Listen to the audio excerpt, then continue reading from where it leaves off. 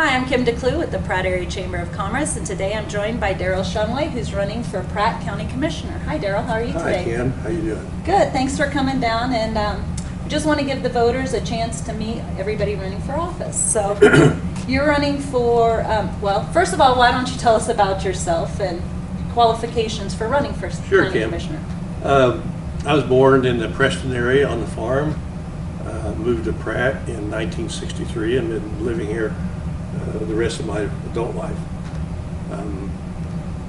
My wife and I, Irene, have 5 children, 14 grandchildren, and 11 great-grandchildren. Wow. Yeah. I think I've got all those numbers right. That was good. To date, anyway. Yeah. You know, for 30 years, I served on the Pratt Community College Board of Trustees. And in that 30 years, I served as chairman twice. I served on the Kansas Association Community College Executive Board for 20 years, serving twice as chair of that. And also, I served for 9 years on the National Boards of Trustees, serving 6 years on the executive committees and also serving as chair of that national organization.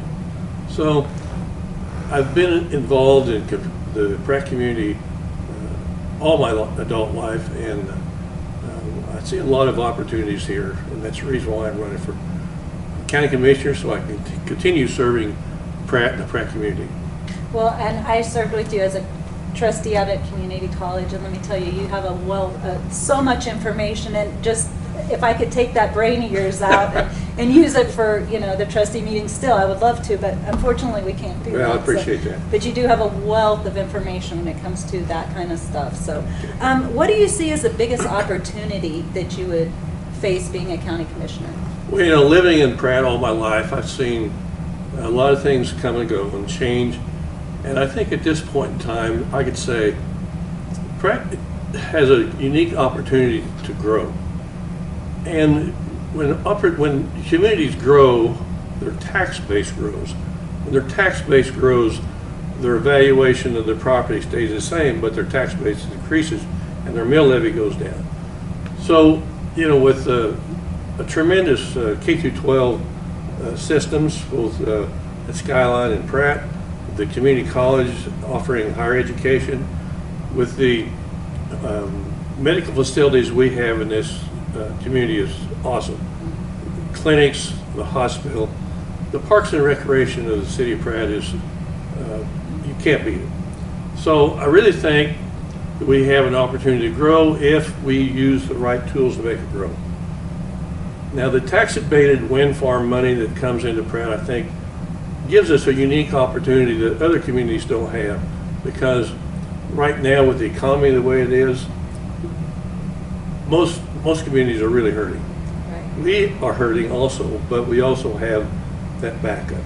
And I think at some point in time, if we had the right planning process to utilize some of that tax-abated money to help the community out, make it grow, it's going to make it cheaper for people to live here, better jobs, and higher wages. And that's definitely a great goal to work towards. Right, so right. In doing all this, how do you plan to involve the residents, and not in the planning, because we know that falls kind of on you guys, but just maybe to get what the community feels and wants and needs? Well, actually, planning is part of involving the community. You know, government has to be transparent, and when government decides to make some kind of initiative happen in their communities, they need to get the local entities involved. To be transparent, you got to have committees set up to not advise, but correlate ideas with the governing bodies. The final decision is the governing bodies, but you really need to have the local community be involved and really be the tip of the spear to make things work. And I know you can do that because you did that with the track out at the college, and how the college and the city, and it took a big group of people, and you were part of that, heading that spirit. So I know you can do that, and you have the connections, you have, you know, the people to invite to the table. So thank you for that. So you've told us a little bit about yourself. What other qualifications would you say you have to run for this office? Well, I'm going to fall back on my 30 years of service for for this community at the college.